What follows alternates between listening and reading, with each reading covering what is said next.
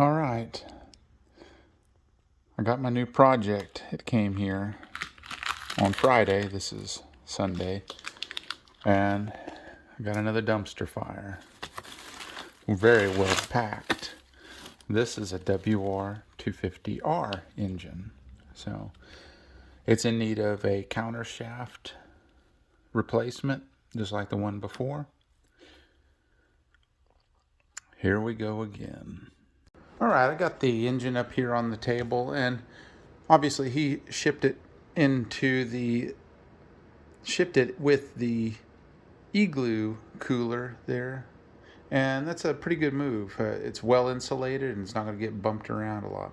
I got started here on the table, but I wanted to take a moment and do a little bit of an introduction here. The problem is on the counter shaft here again, and you can see that this has been allowed to get loose, and the sprocket just shredded this poor the splining on this counter shaft. So, just make sure that you use thread lock red and proper torque, in addition to peening these 2 points down on the threads. But I wanted to take a moment here. I've already removed the tensioner, and it may have been a problem also. It might have made some noise. But I wanted to take a moment here. We're not evaluating things completely at this point. I just want to take a moment and appreciate how clean this engine is. Before he shipped it out, he cleaned it off thoroughly. And all these orifices were sealed closed. I had to move them. Move that off of there, just a part of this process. And I just wanted to take a moment and get an introduction. That's what we're doing. We're also putting a top end on this. I'm giving it the head service, and we're going to take this top end off, and I think we're going to call it a night.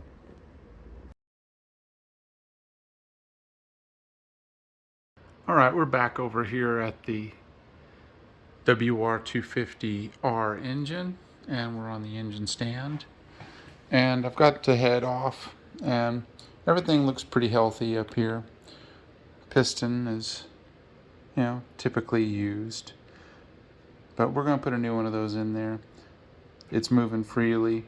I haven't properly evaluated this rod. I'm going to remove this piston and remove these side case covers, get these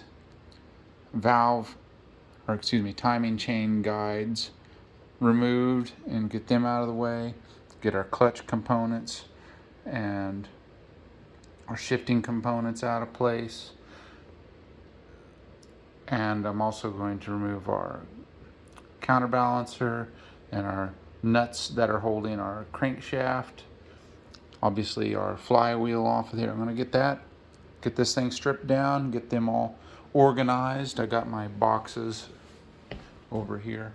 Got everything in its place, keeping it contained and organized, even though it doesn't look like it. So next up, we're just I'm done for the night. So what I'm going to do is take this stuff off tomorrow, get this thing stripped down the rest of the way, and get in the path of splitting these cases.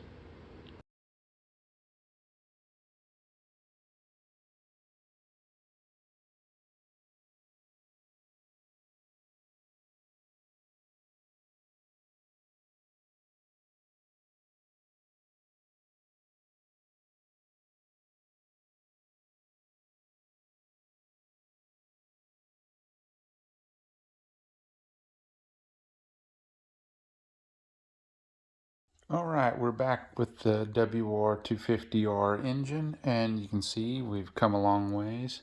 I'm just going to show you here.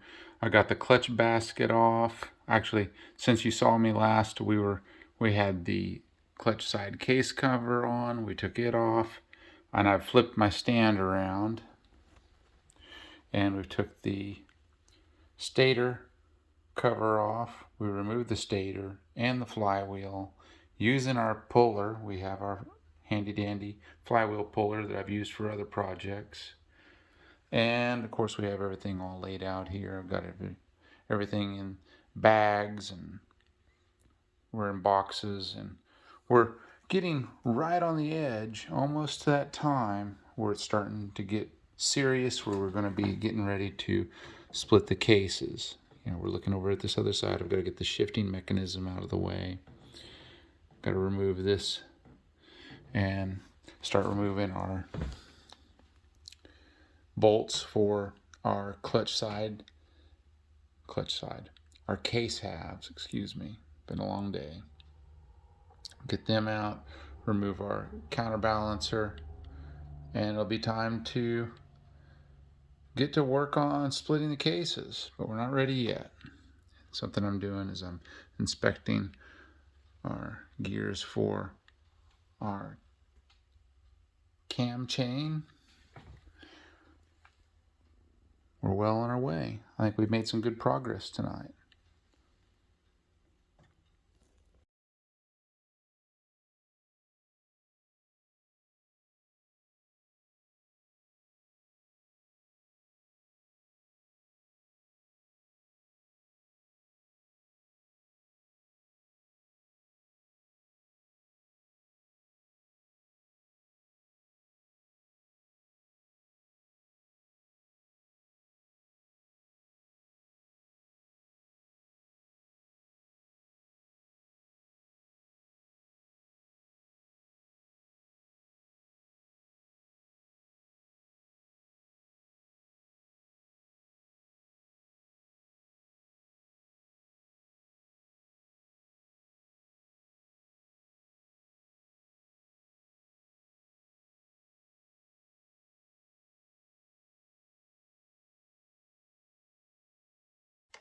All right, we're in first.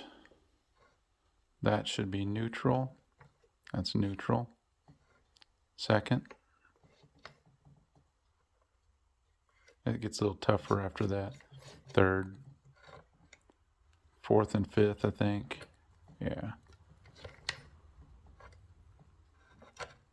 Oh. There's sixth. You get the idea.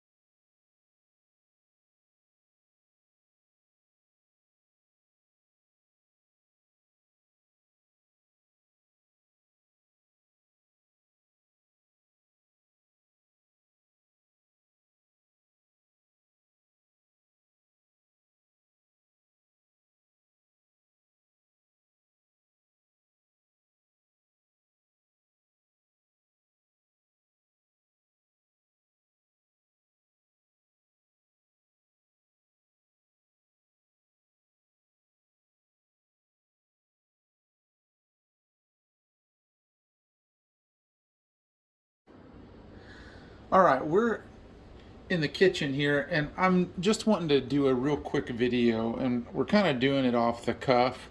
I've got another WR250R/X. This is actually a an R model for my buddy Wade. So I wanted to show him this and put this on my YouTube channel.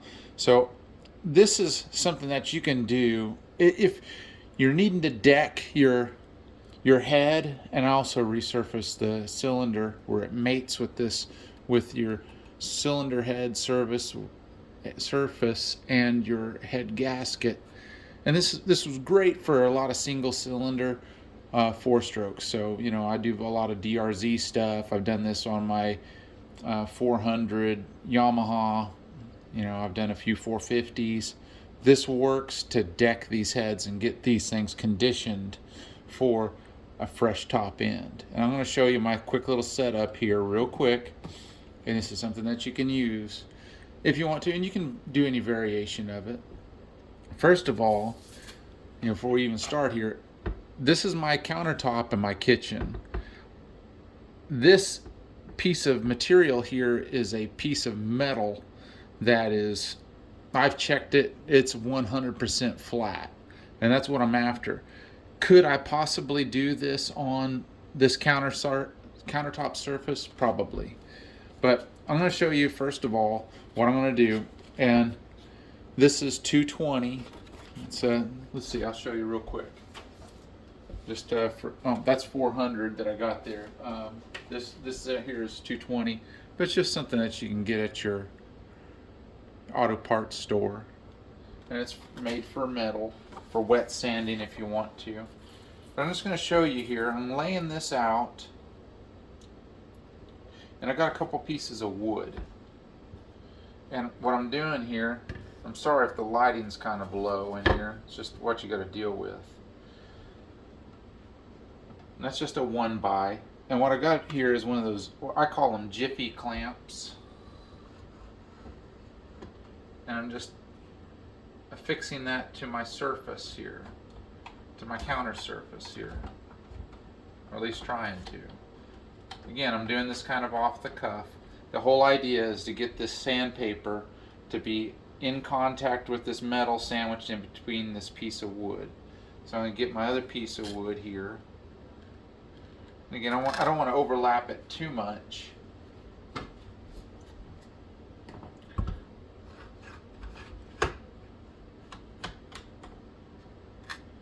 So I have more surface in which to work with here.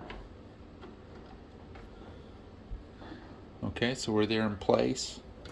And again, we got our cylinder head surface here. And what I'm going to be doing here is really applying little or no pressure at all, but what pressure I am going to be adding to this is going to be fairly even.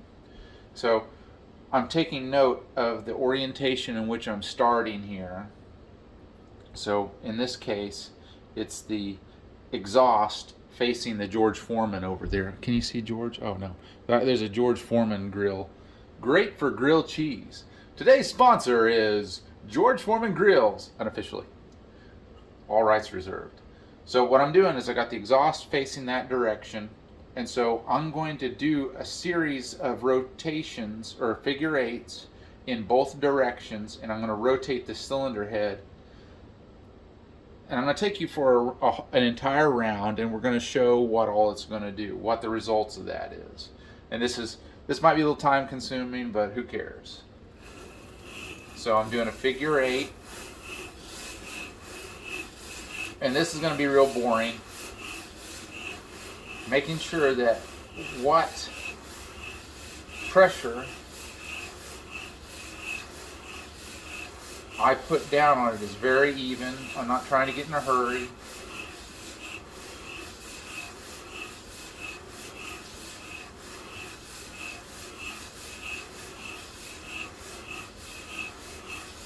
Sometimes you have to remove the lower exhaust stud on these because it would be gouging into the sandpaper. All right, now, since I was talking, I wasn't counting. So I was doing a counterclockwise direction of my figure eight. So now I'm going to do the clockwise so that I'm ensuring an even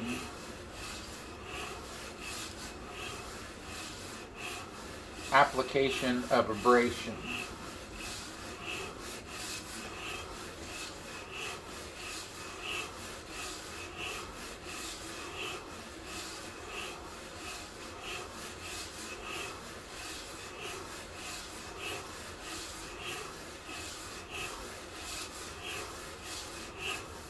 All right. So now I'm going to turn it, I'm just rotating it clockwise here. So we're facing, our exhaust is facing my range over here, my stove. And I'm doing the same thing. So you're tortured, you get to watch me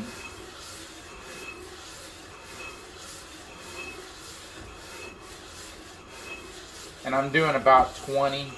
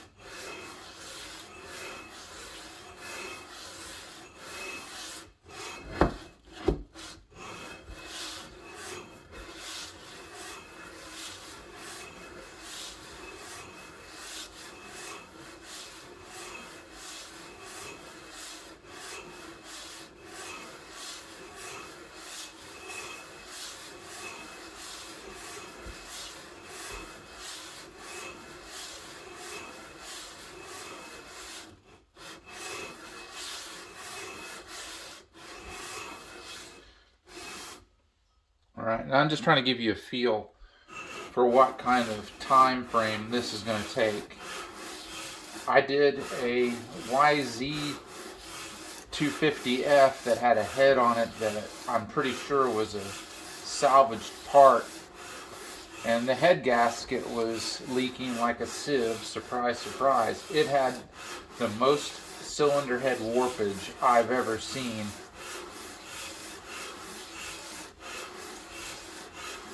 And I think I probably went through I went through at least 4 sheets of this 220.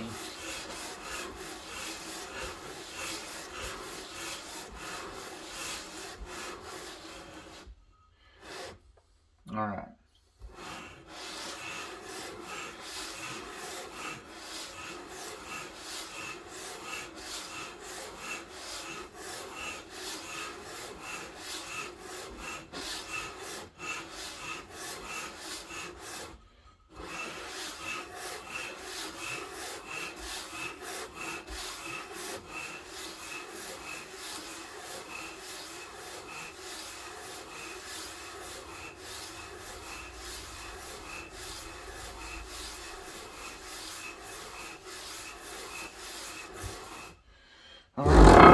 Woo! And so now our exhaust is facing the coffee pot, which is also out of view.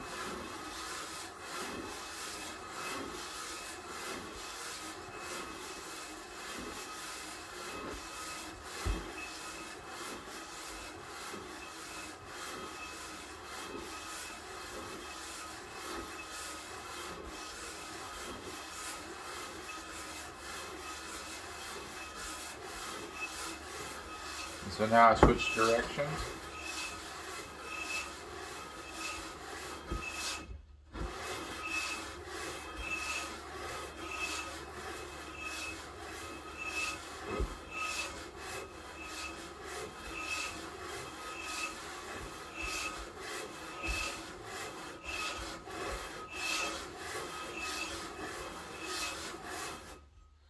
Okay, so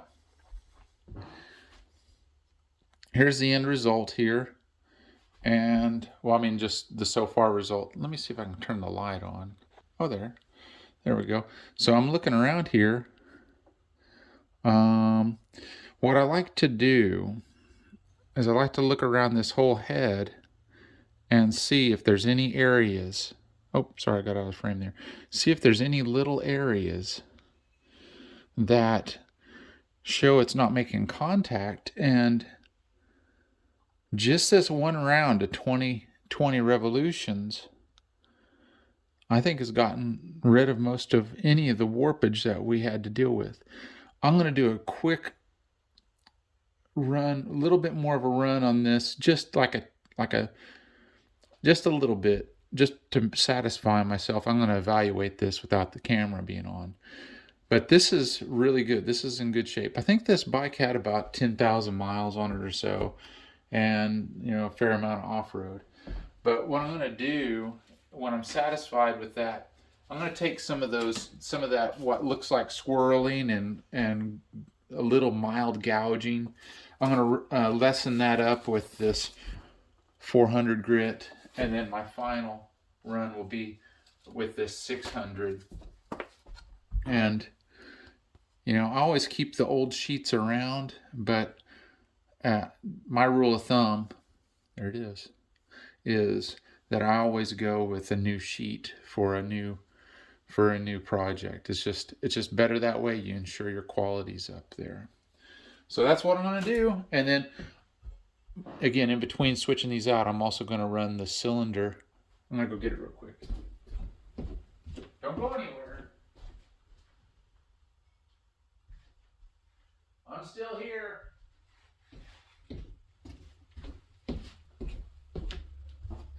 See, here's the cylinder surface here. And so this won't require that much, but I'm going to get any of this material. You can see there's some mild gouging in there where the cylinder head gasket kind of attaches, or it kind of indents in that surface. And we're going to take that out. And that's what this also does. But man, that's looking super good. I can see a little bit. You might not be able to see on camera. There's a little something there. But the idea is to make sure that I get it as true of a surface there. And this is real important, like my Stroker Big Bore DRZs. You know, there can be some residual indentation for the bore of the head gasket, because your head gasket has to match. It has to match the bore that you're using. So anyway, I get all those old marks out and we start fresh, and we're not going to have any cylinder head gasket failures or leakage because of something I didn't do. I hope this is helpful, and thanks for watching, and we'll see you next time.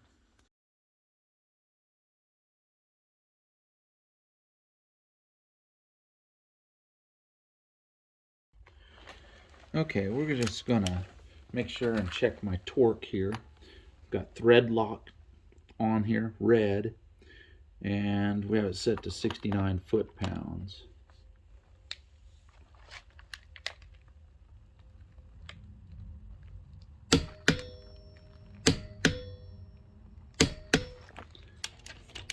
Okay, now all I've got to do is punch these 2 points on the lock washer that's built in. Well, it's the lock nut. You might be able to see it here. Let's look. Yeah, there's a little indentation. Oh, there you are. Little indentation there. And I'll spin this thing over, and there's one straight across from it. It's just my angle's bad here, so you can see it now. It's at the bottom, straight across from it.